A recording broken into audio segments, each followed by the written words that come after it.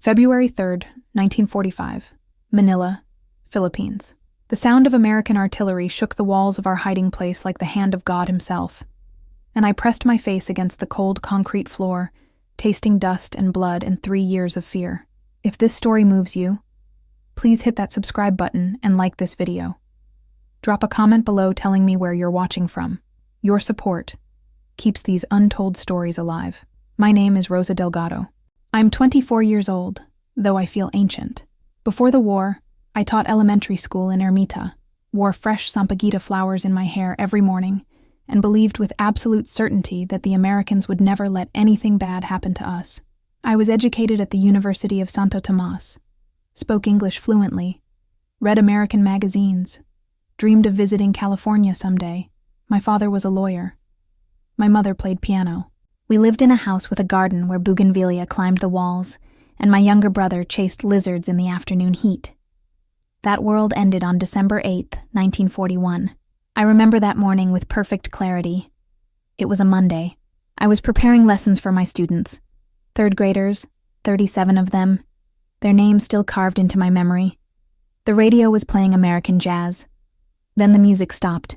An announcer's voice, shaking with something between fear and disbelief. Japanese forces have attacked Pearl Harbor. We are at war. My mother dropped the coffee pot. It shattered on the tile floor, brown liquid spreading like blood. My father stood frozen by the window, staring out at the palm trees swaying in the breeze, as if they could tell him what to do next. "They'll protect us," I said. "The Americans will protect us." My father turned to look at me. His face was the face of a man who'd just realized everything he'd built his life on was a lie. "Rosa," he said quietly, "the Americans are 7,000 miles away, and the Japanese are already here." He was right. Japanese forces had landed in northern Luzon within hours of the Pearl Harbor attack. They were moving south, fast. The American and Filipino forces under General Douglas MacArthur fought, but they were outnumbered, undersupplied, unprepared. On December 26, 1941, the day after Christmas, MacArthur declared Manila an open city to spare it from destruction. The American and Filipino forces retreated to Bataan Peninsula. They left us behind. I stood on Dewey Boulevard on December 26th and watched them go. Trucks loaded with soldiers heading south, American flags being lowered from buildings, Filipino civilians standing on sidewalks, silent, watching their protectors abandon them. An old woman next to me was crying. "What will we do?" she kept asking. "What will we do?" Nobody had an answer. The Japanese entered Manila on January 2nd, 1942. I watched them march down Taft Avenue. Thousands of soldiers in mustard-colored uniforms, rifles on their shoulders, rising sun flags snapping in the wind. They looked small compared to American soldiers, but they moved with absolute confidence. The confidence of conquerors. They sang as they marched, their voices echoing off the buildings. Behind them came trucks, tanks, artillery, an army that had swept through Asia and was now claiming the Philippines as its prize. My father made us stay inside that day. We listened to the boots on the pavement, the engines, the foreign voices shouting orders. My brother Miguel, only 12 years old, wanted to look out the window. "Stay back," my father ordered. "Don't let them see you. Don't give them any reason to notice us." That became our strategy. Invisibility. Keep your head down. Follow the rules. Don't attract attention. Survive. The first weeks weren't the worst. That's what people don't understand about occupation. It doesn't start with atrocities. It starts with bureaucracy. The Japanese established a military administration. They issued proclamations. New rules appeared on walls throughout the city. Bow to Japanese soldiers when you pass them on the street. Learn basic Japanese phrases. Turn in all radios and firearms. Report to designated areas for registration. Attend mandatory assemblies about the Greater East Asia Co-Prosperity Sphere. The Co-Prosperity Sphere. That's what they called it. Liberation from Western imperialism. Asia for Asians. Freedom from American and European colonialism. It sounded almost reasonable if you didn't think too hard about the fact that Japanese boots were on our throats. My father attended the mandatory assemblies. He came home gray-faced. "It's propaganda," he said. But we have to pretend to believe it. We have to be cooperative, at least on the surface. He was good at surface cooperation. As a lawyer, he knew how to navigate power structures, how to appear compliant while maintaining dignity. He bowed to Japanese soldiers but never lowered his eyes. He learned Japanese phrases, but spoke them with perfect courtesy that somehow felt like resistance. He found ways to help people quietly, forging documents, hiding money, passing information. I went back to teaching in February 1942. The schools reopened under Japanese supervision. We had new textbooks, printed in Manila, but written in Tokyo. They taught that Japan was liberating Asia, that the Americans and Europeans were the real enemy, that Filipinos should be grateful for Japanese guidance, that Emperor Hirohito was a benevolent father to all Asian peoples. I taught these lies to my students. I had no choice.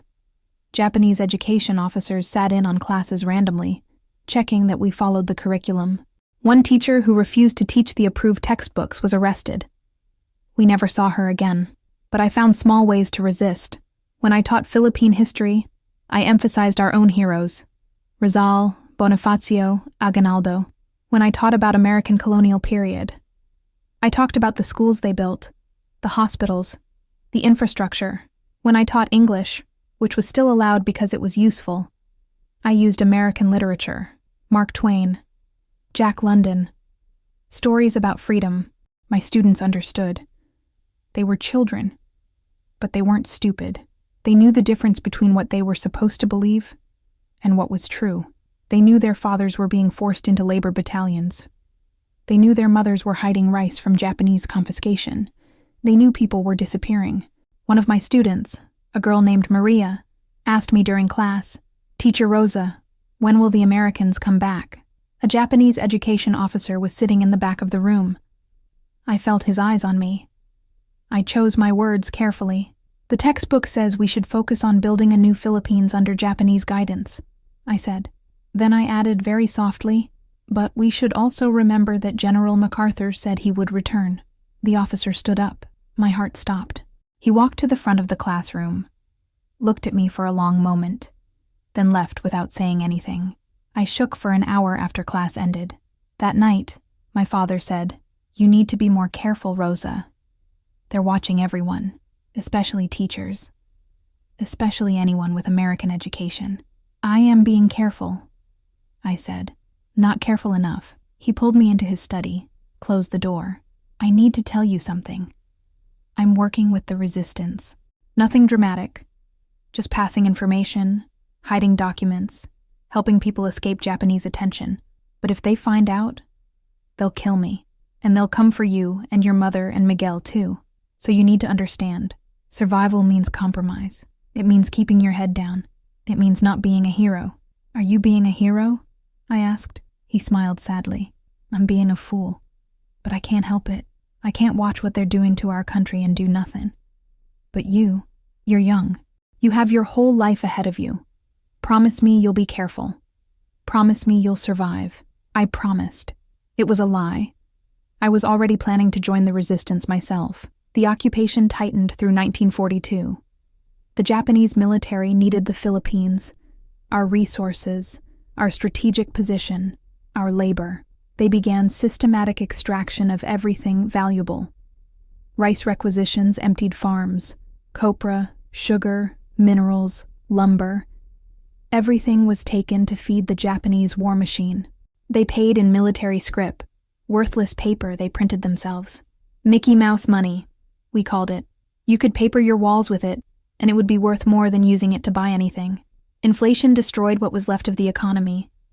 Rice that cost 20 centavos before the war cost 50 pesos by the end of 1942, then 200 pesos by 1943, then 500 pesos by 1944.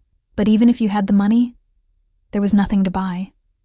The Japanese took everything. People started starving. Not everyone. Not at first, but slowly, steadily. You could see it happening. Children with thin arms and distended bellies. Old people who used to be plump becoming skeletal. Beggars on every corner. Bodies in the streets sometimes. People who'd simply died of hunger and disease. My family was lucky. My father's law practice continued under Japanese occupation. They needed lawyers to handle property disputes and business contracts. We had money. We could buy food on the black market that was emerging in every neighborhood. But even we felt the pinch. We ate less. We rationed carefully. We stopped eating meat, except on special occasions. We learned to make meals out of camote leaves and banana stalks, and we watched people we knew disappear into poverty. Teachers' salaries became worthless. Shopkeepers closed their stores because they had nothing to sell. Families who'd been middle class found themselves begging. The occupation was eating Manila from the inside out. But worse than the economic devastation was the terror. The Kempeitai, the Japanese military police, were everywhere. They arrested people for black market trading, for listening to Allied radio broadcasts, for speaking against the occupation, for being suspected guerrilla sympathizers, for no reason at all. Fort Santiago, the old Spanish fortress, became their headquarters. Everyone knew what happened there: torture, interrogation, execution. People whispered about the water torture. Prisoners forced to drink water until their stomachs distended, then guards jumping on their bellies. About the electric torture, wires attached to genitals, ears, fingers. About prisoners hung by their wrists with arms behind their backs until their shoulders dislocated. About the dungeons beneath Fort Santiago, where prisoners were kept in cells so small they couldn't lie down, where the tide came in from Manila Bay and the water rose, and some prisoners drowned standing up. In March 1942, my father was arrested. They came at night, 4 Kempeitai officers. They searched our house, methodical and thorough. They found what they were looking for: an American flag, hidden in my father's office, wrapped in cloth at the bottom of a filing cabinet. "Why do you have this?"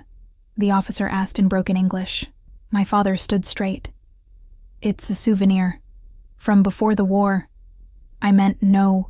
The officer hit him across the face with his pistol. Blood sprayed from my father's nose. My mother screamed. Miguel tried to rush forward, and I grabbed him, held him back, covered his mouth with my hand so he couldn't say anything that would get him killed too. They dragged my father out, put him in a truck. He looked back at us once. His eyes found mine, and I saw in them everything he couldn't say. "I love you. I'm sorry. Survive. Remember who you are." That was the last time I saw him. I tried to find out what happened. I went to Fort Santiago, begged for information. They wouldn't tell me anything. I tried to bribe guards.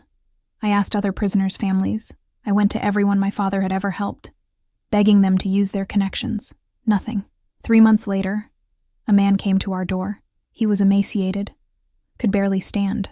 He'd been imprisoned in Fort Santiago and somehow survived, somehow been released. He knew my father. "Antonio Delgado," he said. "He was in the cell next to mine. They interrogated him for weeks. Water torture, electric torture. They wanted names of resistance members. He never gave them any names, not one. He died in early June. I'm sorry. He was brave. He never broke." My mother collapsed. I caught her, lowered her to the floor. She was making sounds I'd never heard before. Animal sounds. Grief beyond words. Miguel stood frozen, tears streaming down his face silently. I felt nothing. The numbness that would become familiar. The shock that protects you when feeling would destroy you. My father was dead, tortured to death for hiding an American flag, for believing in something beyond Japanese conquest, for refusing to break. The man who brought us the news stayed for a few minutes, accepted water, then left. He died 2 weeks later from injuries sustained in Fort Santiago, just another casualty of occupation. My mother never recovered. She stopped eating, stopped speaking. She'd sit by the window for hours, staring at nothing. Miguel and I tried to care for her, but she was unreachable.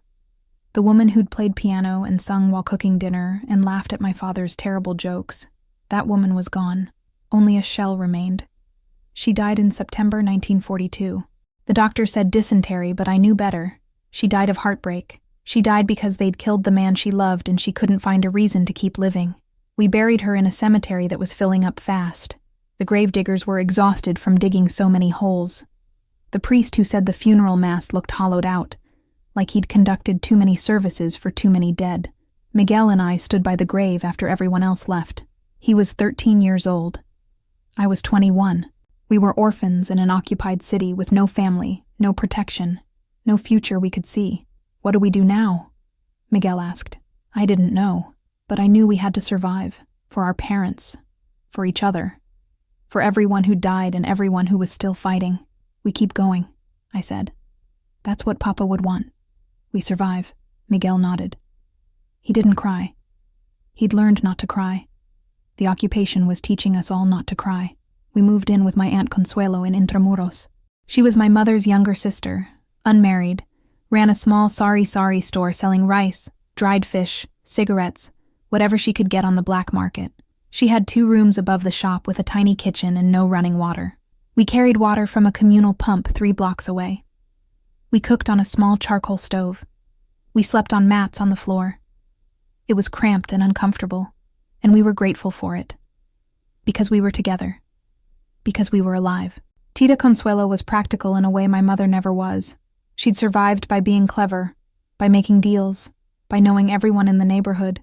She taught me how to navigate the black market, who to trust, how to bargain, which Japanese soldiers could be bribed, and which ones would arrest you for trying. She taught me how to hide valuables, how to appear poor even if you had something, how to become invisible. The occupation won't last forever, she told me. The Americans will come back, MacArthur promised. We just have to survive until then. Survival is resistance, Rosa. Every day you stay alive is a victory. I went back to teaching. I needed money. I needed purpose. I needed to believe I was doing something useful. The school was still operating, still teaching the approved curriculum. I taught my students and hated every lie I had to tell them. But I also started doing something else. I joined the resistance. It happened in April 1943. A woman named Carmen approached me in the street market. She'd been a teacher, too, at a different school. We'd met at education conferences before the war. She pulled me aside, spoke quietly. Rosa, I know about your father. I know what happened to him. I'm sorry. He was a brave man. Thank you, I said, unsure where this was going. We need people like you. People who are smart, who speak English, who can move around the city without attracting attention. Are you willing to help us? I knew immediately what she was asking. Resistance work. Dangerous. Potentially fatal. If I was caught, I'd end up in Fort Santiago like my father. I said yes without hesitation. Carmen explained my role. I would be a courier. I would memorize information and deliver it verbally to contacts across Manila. Nothing written. Nothing that could be found if the Kempitai searched me. Intelligence about Japanese troop movements, supply schedules, collaborator identities, anything useful for the guerrilla forces in the mountains or for MacArthur's headquarters in Australia. Can you memorize well? Carmen asked. I'm a teacher, I said. Memorization is my job. She smiled. Good, because if you write anything down, you're dead. And everyone in your network is dead. Your memory is your only weapon. She was right. Over the next 18 months, I memorized hundreds of pieces of information. Dates, times, locations, numbers, names. I'd receive information from one contact, hold it in my head for hours or days, then deliver it to another contact. Sometimes I carried messages hidden in fruit baskets or rolled into cigarettes, but mostly it was just memory. I learned to be invisible. I learned to spot Kempitai officers before they spotted me. I learned which checkpoints to avoid, which hours were safest, which routes were most secure. I learned to walk like I had nothing to hide, to smile blandly at soldiers, to bow with the exact right depth of respect that drew no attention. I was terrified every single day. Every checkpoint was a potential death trap. Every Japanese officer who looked at me could be my end. I watched people pulled out of lines, searched, beaten for having suspicious items. I saw executions in the street, collaborators, suspected guerrillas, sometimes just people who were in the wrong place. But I kept going, because what else was there? My father had died fighting. My mother had died because they killed her husband. I wasn't going to let their deaths mean nothing. I was going to fight in the only way I could, by being useful, by carrying information, by helping the resistance survive. The guerrilla forces were growing throughout the Philippines. The Hukbalahap in central Luzon, the USAFE guerrillas in Mindanao, countless smaller groups in mountains and provinces. They ambushed Japanese patrols. They sabotaged supply lines. They rescued downed American pilots. They gathered intelligence and radioed it to Australia. They were our hope. But they also brought reprisals. The Japanese responded to guerrilla activity with collective punishment. When soldiers were killed, they'd round up civilians from nearby areas and execute them. In October 1943, after a Japanese convoy was ambushed near Caloocan, soldiers dragged 50 men from nearby villages into a field and machine-gunned them. They left the bodies as a warning. This was the calculus of occupation. Every act of resistance potentially cost innocent lives. Every successful guerrilla attack meant reprisal massacres. It was impossible to fight without blood on your hands. Impossible to submit without dying inside. I struggled with this constantly. Was I helping by carrying information? Or was I just getting people killed? Every piece of intelligence I delivered might lead to a guerrilla attack. Every attack might lead to a massacre. But not fighting meant accepting slavery, accepting brutality, accepting the destruction of everything my father believed in. There were no good choices, only survival and resistance, both soaked in blood. And then there were the comfort women. We whispered about them. Girls who disappeared from neighborhoods. Girls taken to garrison houses. Girls who serviced 50 Japanese soldiers a day. Who were raped systematically. Who were kept as sex slaves until they broke or died or were killed. The Japanese military ran these brothels officially. They called them comfort stations. They kidnapped or coerced thousands of Filipino women and girls into sexual slavery. Some were as young as 12. Most were teenagers. A few came back, broken beyond repair. Most never came back at all. Maria Flores, 16 years old, daughter of a fisherman in Tondo. Beautiful girl with a bright smile. Taken from her home one night by Japanese soldiers. Her family never saw her again. Luz Santos, 14, grabbed walking home from church. Her mother found her 3 months later in a garrison house in Quezon City. Luz didn't recognize her own mother. She was catatonic, emaciated, covered in bruises and cigarette burns. She died 2 weeks later. These weren't random crimes. This was systematic sexual violence as a weapon of war. This was policy. And everyone knew about it. The Japanese commanders knew. The soldiers knew. The Filipino collaborators who helped procure women knew. Everyone knew. And most did nothing because what could we do? I avoided Japanese soldiers as much as possible. I kept my hair short and messy. I wore shapeless clothes. I walked with a limp I faked. I made myself unattractive, unremarkable, invisible. It worked. Mostly. But once, in November 1943, I was stopped by a Japanese officer on my way home from delivering information. He was drunk. He grabbed my arm, pulled me into an alley, started saying things in Japanese I didn't understand, but whose meaning was clear. I panicked. I had information in my head, troop movements scheduled for next week. If he raped me and then searched me and found anything suspicious, I was dead. The network was dead. I did the only thing I could think of. I vomited on him, not deliberately. I was so terrified that my body just revolted. I vomited all over his uniform. He shoved me away in disgust, cursing. I ran. Just ran. Didn't look back. Got home, shaking so hard I could barely stand. Carmen found me later. I told her what happened. She was silent for a moment, then said, "You were lucky. Most girls aren't. Most girls end up in those garrison houses. Or dead. You need to be more careful." "I am careful," I said. "Not careful enough." Because careful means not taking risks. And every time you carry information, you're taking a risk. Every time you walk through a Japanese checkpoint, you're rolling dice with your life. "Then why do you keep sending me?" I asked. "Because you're good at it. Because we need you. Because the alternative is giving up. And we're not giving up." She was right. We couldn't give up. Because giving up meant accepting that my father died for nothing. That my mother's heartbreak was meaningless. That the thousands of Filipinos suffering under occupation deserved their suffering. So I kept going. Kept carrying information. Kept being terrified. Kept surviving. By mid-1944, the war was shifting. American submarines were strangling Japanese supply lines. American aircraft carriers were dominating the Pacific. B-24 bombers from Australia started hitting Manila. The Japanese were becoming more paranoid, more brutal, more desperate. In September 1944, I nearly got caught.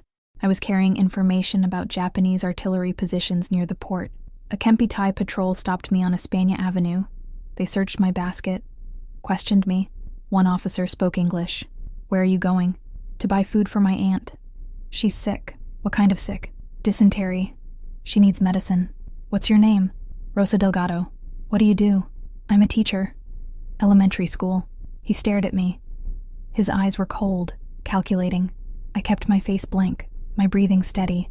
In my head, I repeated the information I was carrying, afraid I'd forget it if I panicked. The officer said something to his soldiers in Japanese. They laughed. He waved me through. I walked away calmly. 1 block, 2 blocks. Then I ducked into an alley and vomited from pure terror. My hands were shaking so badly I could barely stand. That night, Carmen told me our network was compromised. 3 members had been arrested, tortured in Fort Santiago.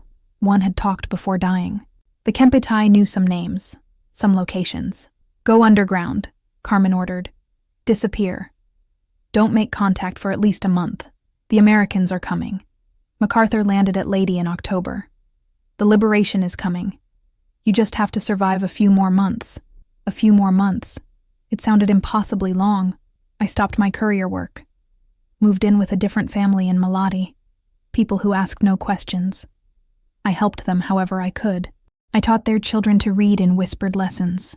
We listened to a hidden radio at night, catching faint broadcasts about American victories.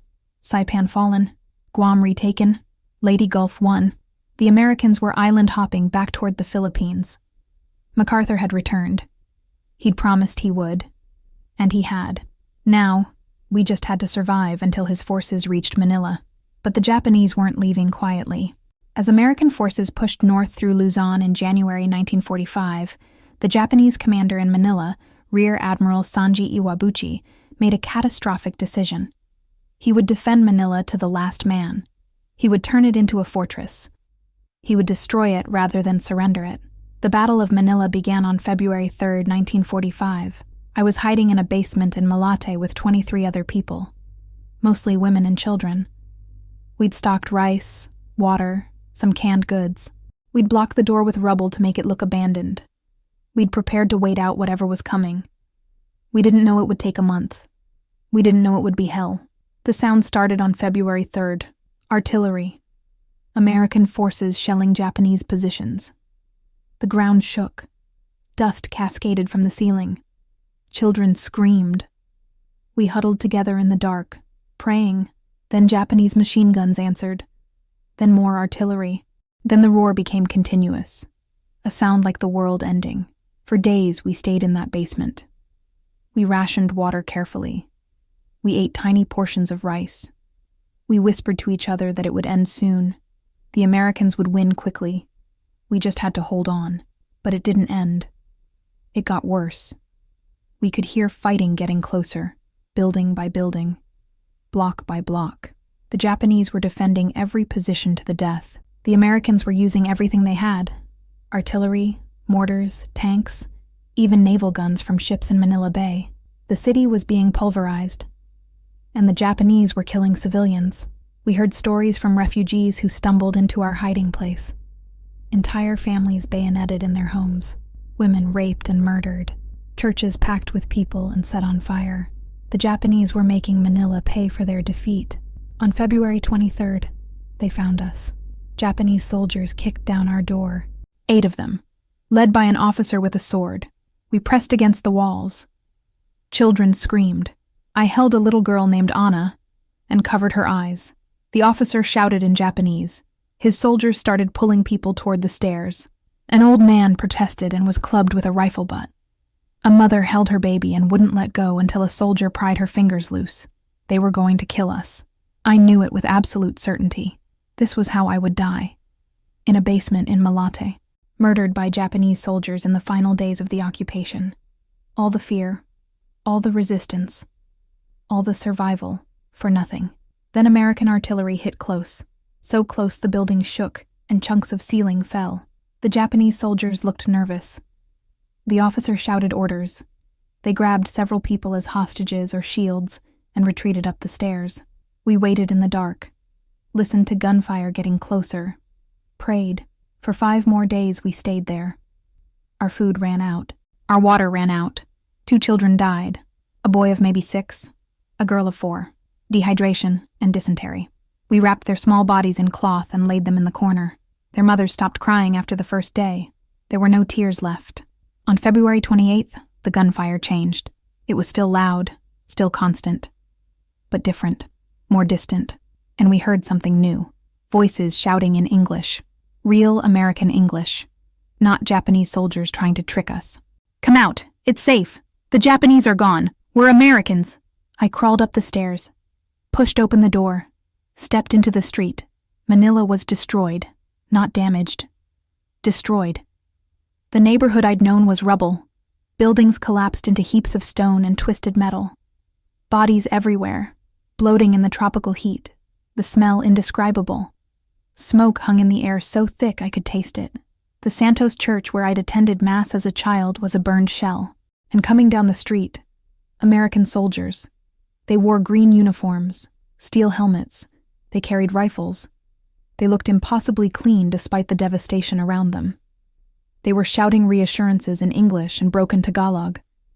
I started walking toward them. My legs barely worked after weeks in that basement. I was filthy, starving, probably half mad, but I walked toward those Americans like they were salvation itself. A soldier saw me, young, maybe 20, with kind eyes.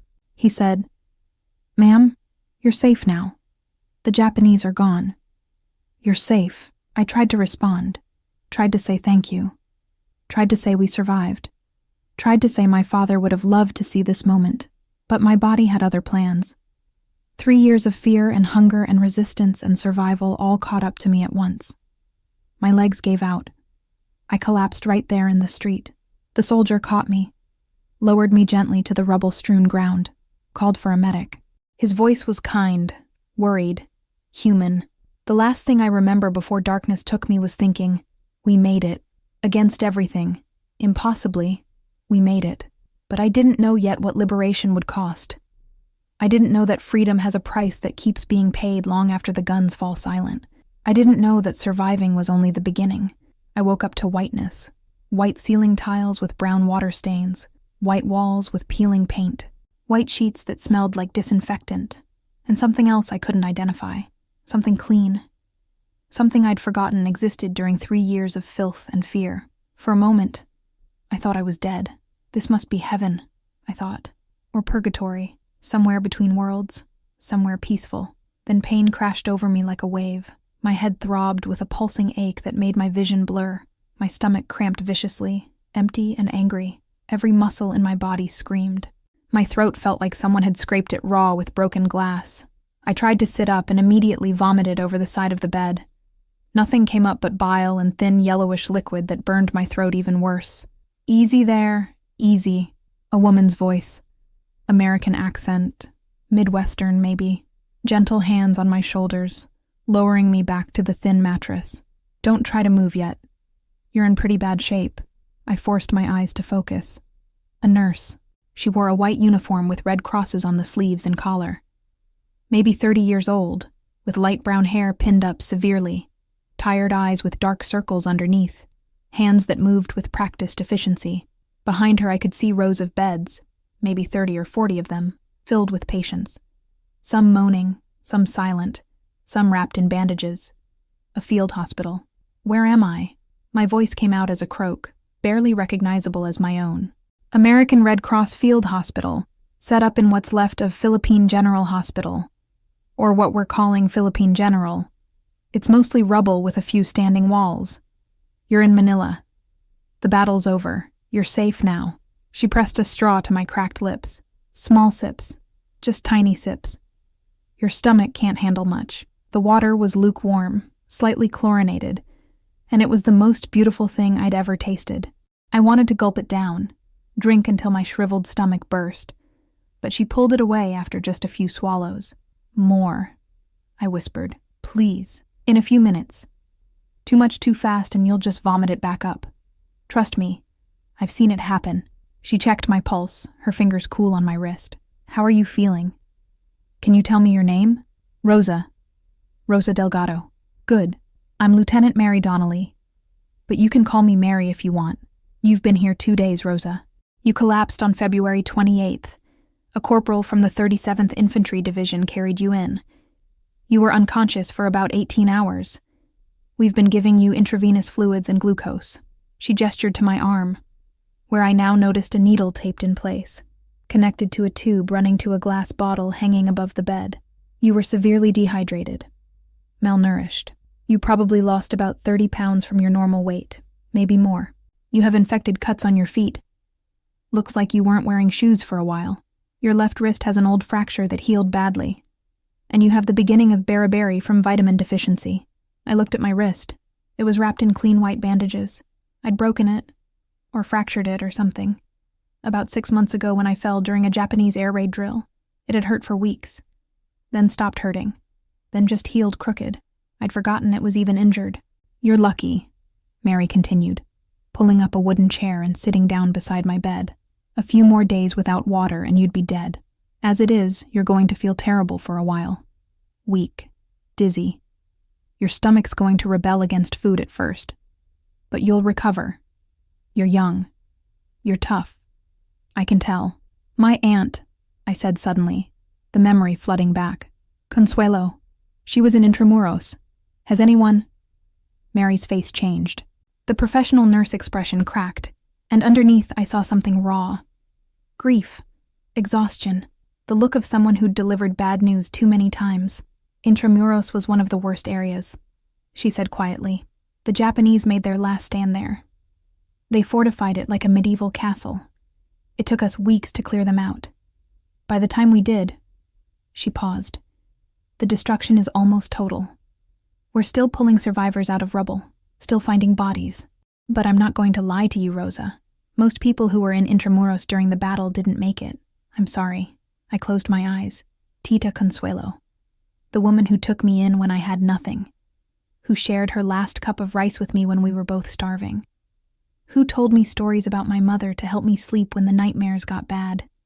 Who believed with stubborn certainty that we would survive. That the Americans would come back. That everything would be all right eventually. Gone. Almost certainly gone. Is there anyone else we can try to contact? Mary asked gently. Other family? Friends? I shook my head. There was no one. My parents were dead. Miguel. I didn't even know where Miguel was. He'd been taken for a labor battalion in early 1944, sent to build airfields somewhere in the provinces. I hadn't heard from him in over a year. Carmen and the other resistance members were dead or scattered. My students were dead or displaced. Everyone I'd known before the war, everyone who remembered me as a child, everyone who connected me to the world that existed before December 8th, 1941, gone, erased. As if my entire history had been bombed into rubble along with Manila's buildings. I'm alone, I said. The words felt strange in my mouth. Final. Mary squeezed my hand. Her palm was rough, her grip firm. You're not alone. You've got us now. The Red Cross, the Army Medical Corps. We're going to take care of you. And there are thousands of other survivors. You'll find people. You'll rebuild. It takes time, but you will. She sounded so certain, so American, so confident that things could be fixed, that destruction was temporary, that the future existed. I wanted to believe her, but I'd spent 3 years learning that nothing was certain, except death. Get some rest, Mary said, standing up. We'll talk more later, and when you're feeling a little stronger, we'll get some food into you. Real food. Not much at first, but we've got supplies coming in. You're going to be okay, Rosa. She moved on to the next patient, and I lay there staring at the water-stained ceiling, listening to the sounds of the hospital around me. Someone was crying in Tagalog, begging for her children. A doctor was shouting orders about changing bandages. Someone else was screaming.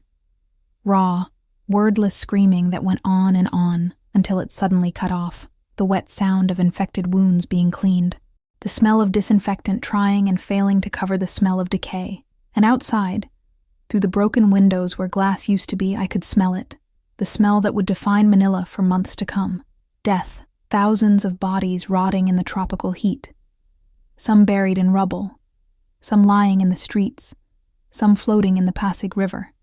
The smell of a city that had become a mass grave. I turned my face to the wall and wept silently for my aunt, for my parents, for Miguel, wherever he was, for my students, for Manila, for everything we'd lost and everything we'd never get back. Over the next 3 days, I regained strength slowly. Mary and the other nurses coaxed food into me. First just broth and weak tea, then rice porridge, then small amounts of solid food.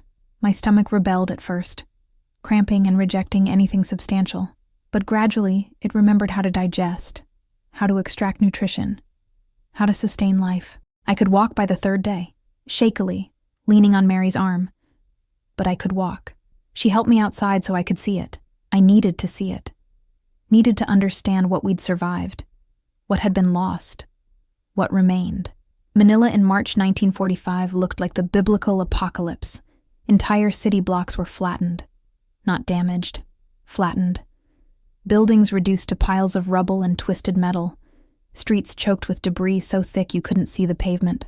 Burned out vehicles, cars, trucks, tanks, sitting like charred skeletons.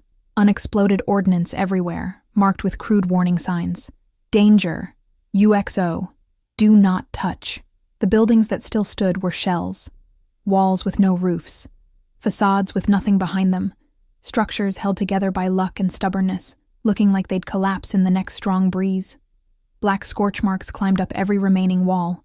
Bullet holes and shrapnel scars pockmarked every surface. And the bodies, God, the bodies, they were everywhere. Lying in the streets, buried in rubble, stacked in temporary morgues. American soldiers and Filipino civilians were working to collect them, but there were too many, far too many. The tropical heat accelerated decomposition. Even with work crews going constantly, they couldn't keep up. The dead outnumbered the living. I walked slowly through what had been Ermita, the neighborhood where I'd taught school. I couldn't recognize it. The landmarks I'd known, the school, the church, the corner store where I bought pan de sal every morning, were gone, erased. The geography itself had changed. Streets I'd walked 1,000 times were impassable or simply no longer existed. I couldn't even find my bearings. The school where I'd taught was a crater. Just a crater filled with rubble and charred wood. The church, San Miguel Church, where I'd attended Mass every Sunday with my mother, was collapsed. The walls had caved inward. I could see bones inside. Human bones, skulls.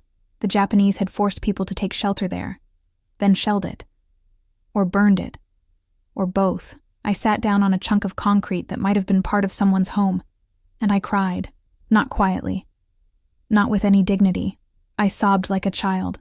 3 years of held-back grief finally breaking through the walls I'd built to contain it.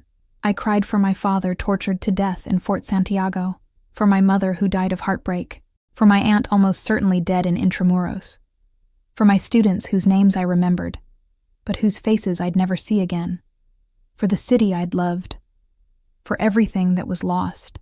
An elderly Filipino man walked past, thin as a skeleton, his clothes hanging off his frame like rags on a scarecrow. He stopped, sat down beside me on the concrete, didn't say anything at first, just sat there.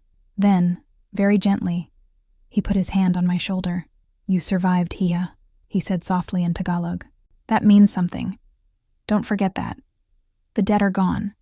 But you're here. You survived. That's not nothing." "Why?" I asked. "Why did I survive when everyone else died?" "No reason," he said. "Luck, God's will, random chance. Does it matter? You're alive. You have to decide what to do with that life. You can spend it grieving. And you should grieve. Grief is necessary.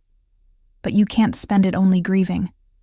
The dead would want you to live, to remember them, to tell their stories. That's what survival means. Witnessing, remembering." He stood up, patted my shoulder once more, and walked away. I never saw him again. I don't even know his name, but his words stayed with me. The American military government was working to restore order in Manila. They'd set up refugee centers throughout the city, in schools, churches, parks. any structure that still had walls and a roof. Thousands of displaced Filipinos flooded into these centers, looking for food, medical care, shelter, information about missing family members. I went to one on March 8th. It was set up in what remained of Rizal Memorial Stadium. The concrete structure was damaged, but still standing. Maybe 5,000 people were crammed inside, living on the terraces where spectators used to watch football matches. Families sleeping on bare concrete. Makeshift shelters built from scrap wood and torn canvas. Children with distended bellies from kwashiorkor and marasmus. Old people dying quietly in corners because there weren't enough doctors, weren't enough medicines, weren't enough of anything except despair. But there was food. The Americans were bringing in supplies by ship and truck. Canned meat, rice, powdered milk, vegetables, medical supplies. They'd set up distribution centers, lines of people waiting for hours to receive rations. Not generous rations, but enough to keep you alive. I watched a child eat a chocolate bar, a Hershey bar, brown wrapper with silver letters, and cry. Actually, cry. Because he'd forgotten what sugar tasted like. Because sweetness was a memory he'd lost. I wanted to laugh and cry at the same time. The American soldiers and Red Cross workers were overwhelmed but trying. They were organizing, registering refugees, trying to reunite families, treating the injured and sick, but it was chaos. Too many people. Too much need. Too few resources. I found the registration table and offered to help. I spoke fluent English. I could translate. I could help bridge the gap between these well-meaning Americans and the traumatized Filipinos who didn't speak their language. A tired-looking army captain interviewed me briefly. "You speak English?" "Yes, sir. I was a teacher before the war. I studied at the University of Santo Tomas. Can you work 12-hour days, maybe more?" "Yes, sir." "Are you healthy enough? You look pretty thin."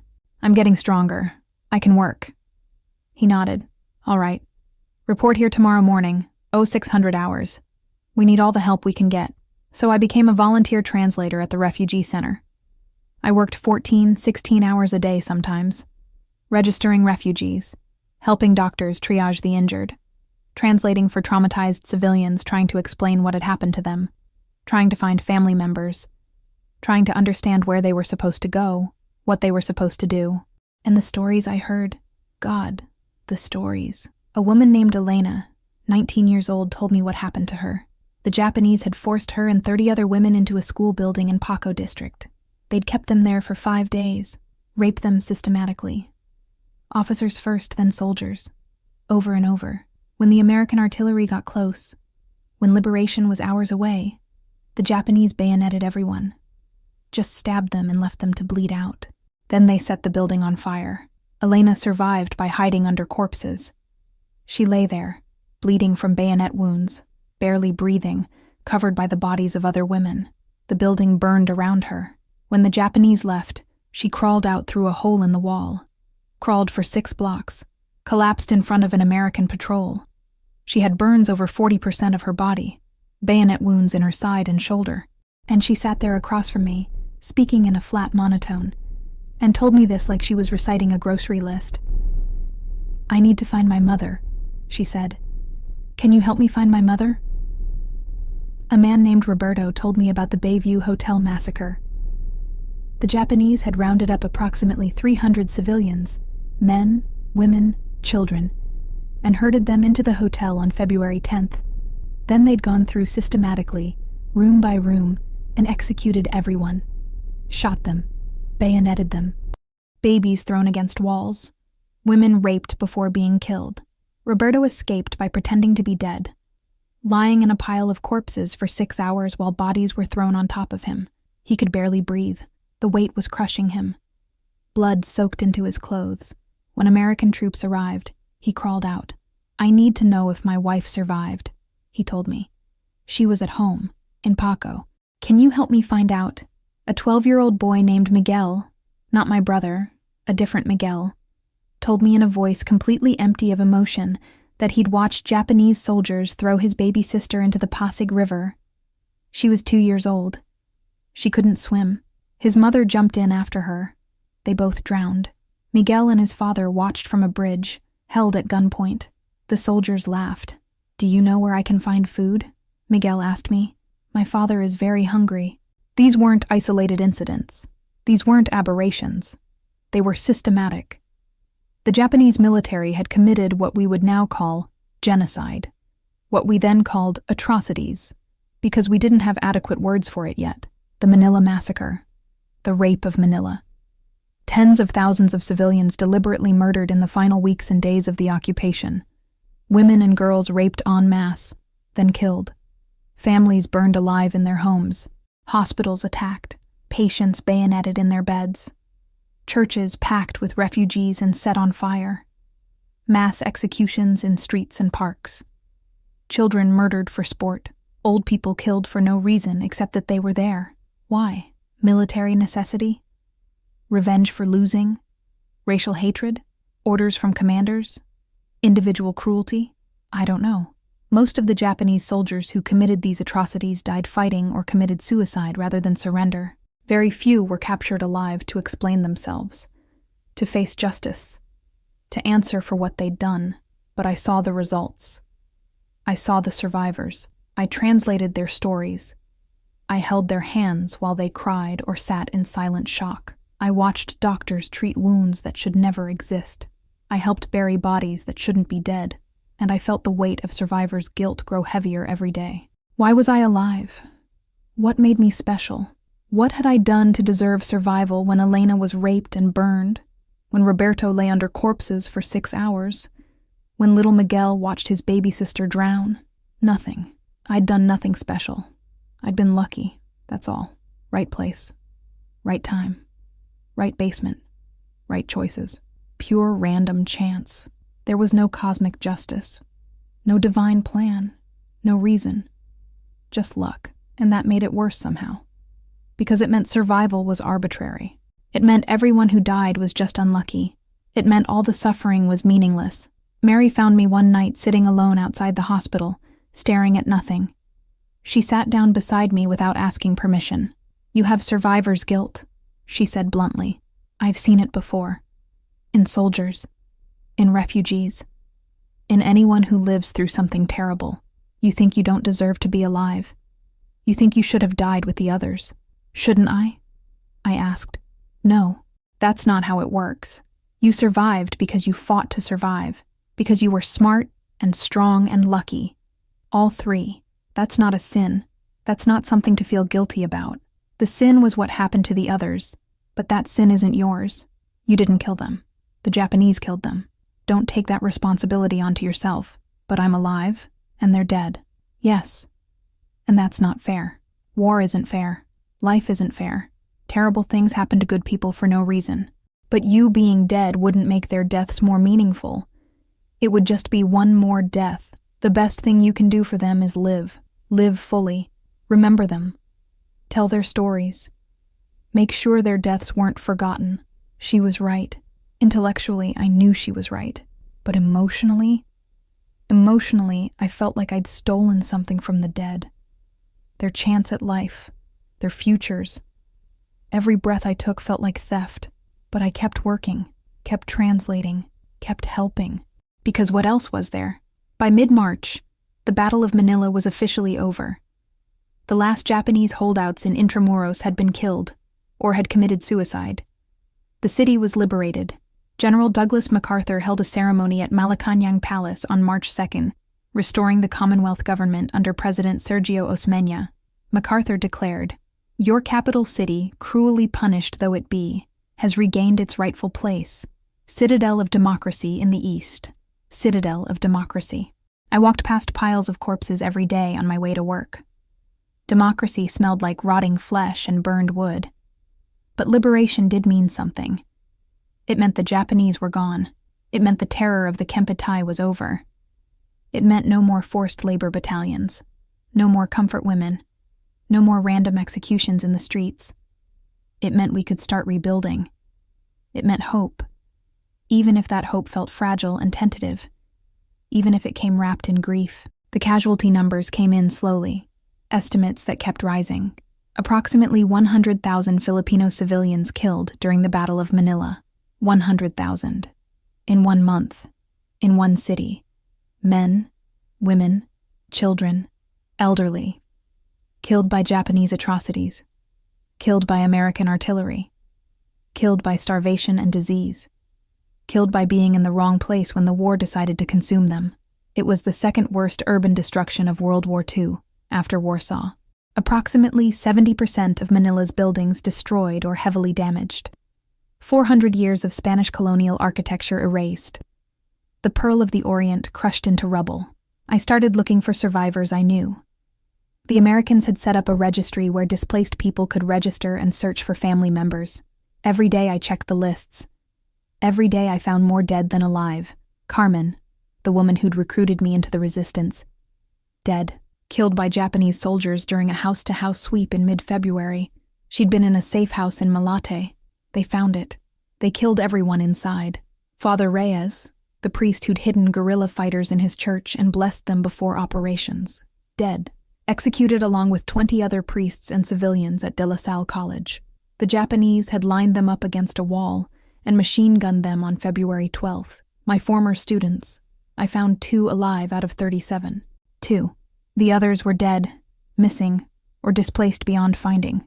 Maria, the girl who'd asked me when the Americans would come back, was dead.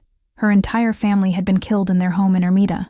I found their names on the casualty lists, but I also found Lucia, my childhood friend. We'd grown up on the same street, attended the same schools, shared secrets and dreams. I hadn't seen her in 2 years. She'd been working as a nurse with guerrilla forces in the mountains of Batangas province. After liberation, she'd walked back to Manila, a journey that took 12 days through devastated countryside. She'd arrived at the refugee center looking like a ghost, thin, scarred, exhausted, but alive. We saw each other across the crowded stadium, just locked eyes. For a moment we both froze, unsure if the other was real or a hallucination. Then we ran toward each other and hugged in the middle of hundreds of refugees. And we both cried, just stood there holding each other and crying. Because we were alive. Because against all probability, impossibly, we'd both survived. Rosa, she said, pulling back to look at me, you're alive. I heard Ermita was destroyed. I thought you were dead. I thought you were dead, I said. I heard the guerrillas in Batangas were wiped out. Many were, but not all. Not all of us. She touched my face like she needed physical confirmation I was real. What do we do now? I didn't have an answer. What do you do after the world ends? How do you rebuild when everything is gone? How do you plan for a future when you can barely survive the present? We keep going, I said finally. That's all we can do. We keep going. The American forces were trying to restore normalcy. They set up military government, distributed food and medical supplies, began the enormous task of clearing rubble. Work crews of American soldiers and Filipino civilians, moving debris by hand, brick by brick, uncovering bodies, marking unexploded ordnance, slowly reclaiming the streets. They started rebuilding infrastructure, getting water running again, restoring electricity to some areas, reopening roads.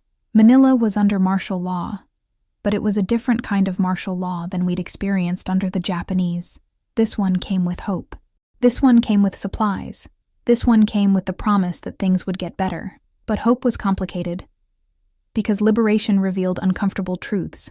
During the occupation, some Filipinos had collaborated with the Japanese, actively worked with them, joined the Makapili militia, and helped hunt down guerrillas, informed on resistance members to the Kempatay, served in puppet government positions, profited from the black market while others starved. These people had blood on their hands. Filipino blood. Now they were being arrested, tried for treason. Some cases were clear-cut. Makapili officers who'd led Japanese soldiers to guerrilla safe houses, causing dozens of deaths. Some cases were more ambiguous. Bureaucrats who'd kept government services running, arguably helping their fellow Filipinos survive, but also serving the occupation. The Commonwealth government, restored under President Osmeña, conducted treason trials. Some trials were fair, with evidence and testimony and proper legal process. Some trials were vengeance disguised as justice. The line between collaboration and survival was often blurry, and the tribunals didn't always care about nuance. I attended one trial in April. A man named Eduardo Santos. He'd been a Makapili officer, According to testimony, he'd personally led Japanese soldiers to at least 3 guerrilla safe houses. 15 resistance fighters died because of his betrayal. The evidence was overwhelming. Multiple witnesses, documents with his signature, testimony from Japanese prisoners of war who confirmed his role.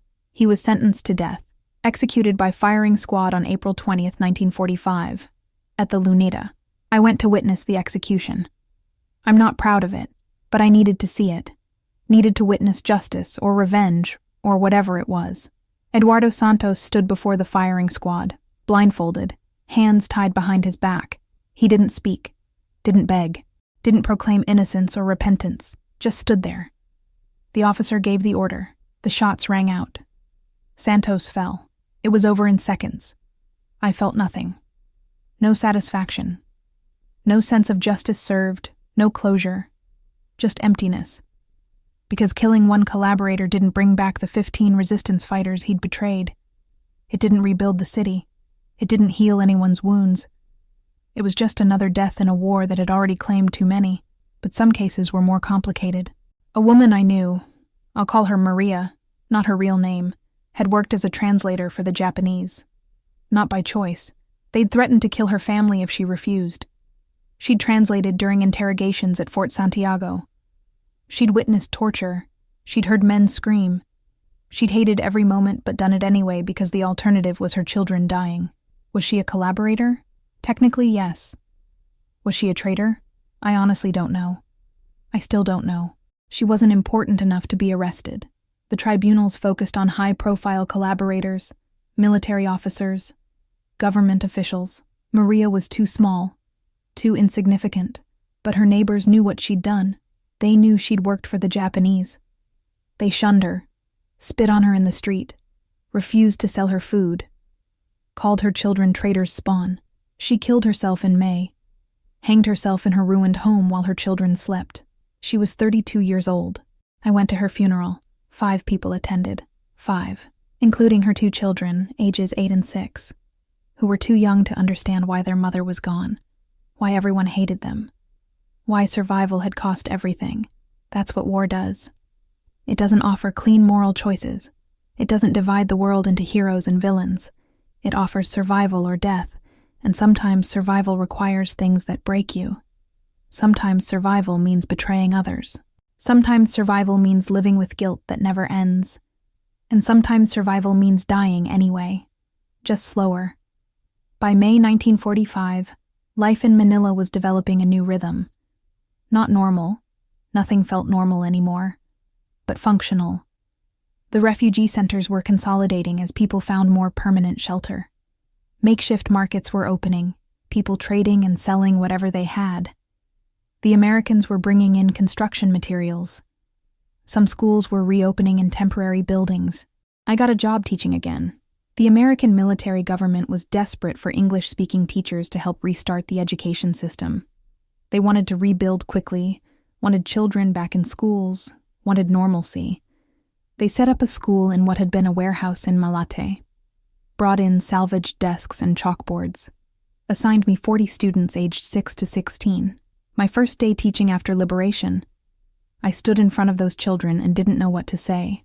What do you teach children who've seen hell? How do you talk about mathematics and grammar to kids who've watched their parents die? How do you discuss history with children who've lived through history's worst? I started with a question. What do you want to learn? Silence. The children stared at me with hollow eyes. They'd learned not to speak unless spoken to, learned not to draw attention, learned that silence was safer. Then a girl raised her hand. Anna. The same Anna I'd held in that basement when Japanese soldiers broke down our door. She was maybe 8 years old, thin as a reed, with eyes too old for her face. I want to learn how to read and write, she said softly, so I can write down what happened, so people will remember. And I thought, yes, that's exactly right. That's why we teach. That's why we survive. To remember, to witness, to carry the story forward. Because if we don't remember, if we let it be forgotten, then what was it all for? Then that's what we'll do, I said. We'll learn to read and write. We'll learn mathematics and science and history. We'll learn English. And we'll remember. We'll remember everything. We'll tell the stories. That's our job now. to remember and to tell. So I taught them basic literacy and numeracy, English grammar and vocabulary, Philippine history, our history, not the propaganda version the Japanese had forced on us, science and geography, skills they'd need to rebuild their lives and their country. But I also taught them to remember, to write down their experiences, to preserve their stories. Every week, I'd ask them to write about something they remembered from the war, not forcing them, just offering the opportunity. Some children wrote, some couldn't yet. The memory's too raw. But slowly, gradually, they began to document what they'd survived. And slowly, very slowly, I saw something like hope begin to grow, in their faces, in their questions, in the way they started to laugh occasionally, to play during breaks, to act like children instead of traumatized survivors. Teaching those children probably saved my life, gave me purpose, gave me a reason to get up every morning despite the nightmares, despite the grief, despite the crushing weight of survival guilt. I was helping them rebuild, and in helping them, I was rebuilding myself. But the war wasn't over. Not everywhere. Fighting in the Philippines continued through the summer of 1945. American and Filipino forces pushed Japanese holdouts into the mountains of northern Luzon and Mindanao. The battles were smaller than Manila, but no less brutal. Soldiers were still dying. Civilians were still caught in crossfire. The suffering continued, and then, in August, everything changed. August 6th, 1945. The Americans dropped an atomic bomb on Hiroshima, Japan. A single bomb. An entire city vaporized. Approximately 140,000 people dead. Most instantly. I heard the news on a crackling radio in the teacher's lounge and couldn't process it. One bomb. One city. 140,000 dead. The numbers were too large. The destruction too complete. It was incomprehensible. 3 days later, August 9th, another atomic bomb. Nagasaki. Another 70,000 dead. On August 15th, Emperor Hirohito announced Japan's surrender in a radio broadcast. His voice was thin, formal, speaking in classical Japanese that most people couldn't understand. But the meaning was clear. Japan had lost. The war was over. The war was over. I heard the announcement while teaching. Someone ran into the classroom shouting, "It's over! Japan surrendered! The war is over!" My students looked at me uncertain. Was it true? Could it be true? After 3.5 years of occupation and terror? Could it really be over? I walked outside. People were flooding into the streets. Not celebrating exactly. We'd been through too much for celebration. But relieved. Exhausted. Grateful. Stunned. People hugging strangers. Crying. Praying. Singing. I walked to what remained of Luneta Park and watched thousands of Filipinos and Americans gather. The atmosphere was strange. Joy mixed with grief, relief mixed with numbness. We'd survived. We'd actually survived. But at what cost? An old woman grabbed my hands. Her face was weathered and lined, her eyes wet with tears. "We survived, Hija," she said in Tagalog. "We survived. Your parents would be proud. Everyone who died would be proud. We survived." Yes, I thought. We survived. But the price, God, the price. The formal Japanese surrender took place on September 2nd, 1945, aboard the USS Missouri in Tokyo Bay. General Douglas MacArthur accepted Japan's surrender on behalf of the Allied powers. In the Philippines, General Yamashita Tomoyuki, the Japanese commander who'd ordered the defense of the islands, surrendered separately on September 3rd. Yamashita would later be tried for war crimes, convicted of failing to prevent the Manila Massacre and other atrocities committed by troops under his command. He was hanged at Los Baños prison on February 23rd, 1946. Justice of a sort, but it didn't bring anyone back. In the months after the war ended, Manila began the long, agonizing process of rebuilding. The Americans poured in aid. Millions of dollars, construction materials, engineering expertise, medical supplies, food. Filipino laborers worked in massive crews, clearing rubble by hand, brick by brick. Architects drew up plans for new buildings. Engineers worked on water systems, electrical grids, roads. But some things couldn't be rebuilt. Intramuros, the 400-year-old walled city, was devastated beyond repair. Santo Domingo Church, where my parents were married, would never be fully restored. San Agustin Church survived, but was badly damaged. The Spanish colonial architecture that had made Manila the Pearl of the Orient, that distinctive character that set us apart, was largely erased. What rose in its place was modern, functional, American-influenced, necessary, but not the same, and the people couldn't be rebuilt at all. 100,000 dead civilians from the Battle of Manila alone, tens of thousands more who would die in the coming years from injuries, disease, malnutrition, trauma, an entire generation scarred physically and psychologically, families torn apart, children orphaned, women widowed, a society broken and trying desperately to piece itself back together. I worked as a teacher through 1945 and 1946. I helped my students learn to read and write. I watched them slowly emerge from their shells, slowly start to laugh again, slowly start to believe that the future existed. It was hard work. Progress was measured in tiny increments. But there was progress. But I struggled. The nightmares were relentless. I'd wake up screaming, convinced I was back in that basement with Japanese soldiers breaking down the door. I'd see bodies in the streets that weren't there. I'd smell smoke when there was no fire. I'd flinch at loud noises, drop to the ground at the sound of firecrackers during festivals. I couldn't sleep without a light on. I couldn't be in enclosed spaces without panicking. Today, we'd call it PTSD, post-traumatic stress disorder. But in 1946, we didn't have sophisticated language for it. We called it war nerves or shell shock, and people told you to be strong, to move on, to forget, as if forgetting was possible, as if you could just choose not to remember watching your city burn. Mary stayed in Manila after the war, working with the Red Cross to provide medical care and mental health support. She checked on me regularly. "You need to talk about it," she told me repeatedly. "The trauma, what you saw, what you survived. If you don't process it, it will eat you alive."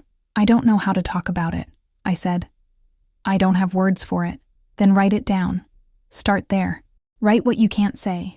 So I started writing. Not just brief diary entries like during the war, but full accounts. Everything I remembered, everything I'd witnessed. The occupation, the resistance, the battle, the aftermath. I wrote hundreds of pages, filling notebook after notebook that I bought from the American PX with my teacher's salary. Writing didn't heal me. I'm not sure anything could fully heal those wounds. But it helped. It gave the memories a place to exist outside my head. It made them real and historical, instead of just nightmares. It gave me some small measure of control over experiences that had been entirely out of my control. And I started to understand something. I had a responsibility, not just to survive, but to witness, to remember, to tell the story of what happened to Manila, to the Philippines, to all of us who lived through hell and somehow emerged on the other side. Because history isn't just about great men making great decisions. It's not just about generals and politicians and battles. It's about ordinary people trying to survive impossible circumstances. It's about the Filipino schoolteacher who became a resistance courier, the nurse who shared her last cup of rice, the mother who hid her children under corpses, the child who learned to write so she could remember. Their stories matter. Our stories matter. In 1947, I was offered a position at the University of the Philippines, which was reopening after the war. They wanted me to teach history, Philippine history, modern history, the history we'd just lived through. I accepted. I taught there for 35 years. I taught thousands of students about the Japanese occupation, the resistance movements, the Battle of Manila, the cost of freedom. I made sure they understood that liberation wasn't free, that democracy isn't guaranteed, that peace is fragile, that the price of survival is remembering those who didn't survive. I never married, never had children of my own, not because I didn't want to, but because the war had broken something in me that never quite healed. The intimacy required for marriage felt impossible. The vulnerability felt dangerous. I'd learned to protect myself, to be self-sufficient, to never depend on anyone who could be taken away. My students became my children. The stories became my legacy. I'm 74 years old now as I write this in 1995, 50 years after liberation. Manila has been rebuilt. It's a modern city now, bustling, chaotic, alive with traffic and commerce and millions of people. The scars are still there if you know where to look, the monuments to the dead, the ruins preserved as memorials, the old walls of Intramuros, partially restored but forever marked by bullet holes and shrapnel scars, and the survivors are still here too, though fewer every year. We gather sometimes, those of us who remember. We share memories. We cry. We laugh at absurd things that only survivors would find funny. The time someone traded a diamond ring for a kilo of rice. The ridiculous lies in Japanese propaganda. The creative ways we avoided bowing to soldiers. We hold each other's hands and remind ourselves, we made it. Against everything, impossibly we made it. But I think about the ones who didn't make it, every day. My parents. My Aunt Consuelo. My students. Carmen and the resistance fighters. The 100,000 civilians who died in 1 month. The comfort women. The executed prisoners. The starved children. The hundreds of thousands across the Philippines who died for the crime of being in the wrong place at the wrong time. I think about Maria, the collaborator who hanged herself because survival came with a price she couldn't pay. About Elena, raped and burned, but alive. About Roberto, who lay under corpses for 6 hours. About little Miguel, who watched his baby sister drown. About all the invisible wounds that don't show up in history books, that don't get commemorated with monuments, that people carry silently until they die. And I think about that moment on February 28th, 1945, when I collapsed in the street and the American soldier caught me. That moment when 3 years of fear and hunger and resistance and determination finally gave way. That moment when I realized I made it. I survived. But survival isn't the end of the story. It's the beginning of a new one. The story of what you do with the life you were given. The story of how you honor the dead by living fully, by witnessing honestly, by remembering clearly. That American soldier, I never learned his name. I tried to find him after the war. But there were thousands of soldiers in the 37th Infantry Division, and I had no identifying information. Just a young man with kind eyes who saw a starving Filipino woman collapse in the street and, instead of walking past, caught her, carried her to safety. Did one small act of kindness in the middle of hell. Maybe that's what survival means. Not just enduring, but reaching out, catching others when they fall, carrying them when they can't walk, doing small acts of kindness that ripple outward in ways we can't predict or measure. I survived the Japanese occupation.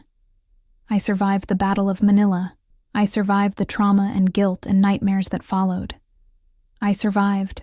And now, at 74, with my hands shaking from age and arthritis, with my memories still sharp as broken glass after 50 years, I'm writing this for you, whoever you are, wherever you are, whenever you're reading this.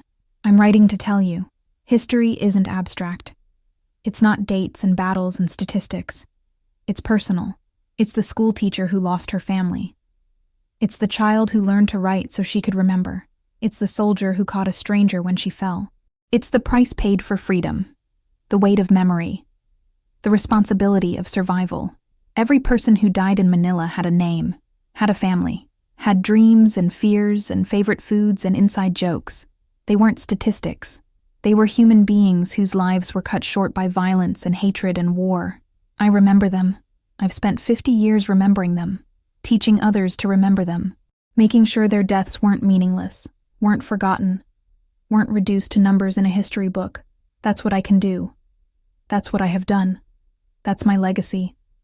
I survived. I witnessed. I remembered. I taught. And that has to be enough. That's all any of us can do. Survive. Witness. Remember.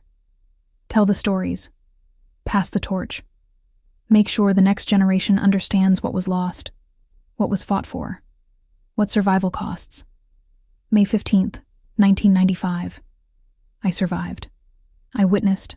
I remembered. That's enough. That has to be enough. The dead are at peace. The living must carry on. And the stories must never die. Thank you for watching this story to the end. If Rosa's testimony moved you, please Please subscribe to this channel to keep these untold histories alive. Hit that like button and leave a comment sharing your thoughts. Or tell us if your own family has stories from World War II. These testimonies matter deeply, and your engagement helps ensure they reach more people who need to hear them. Remember those who didn't survive by sharing their stories with others. History isn't just facts and dates. It's people. It's Rosa. It's all of us. See you in the next video, and thank you for being part of keeping these memories alive.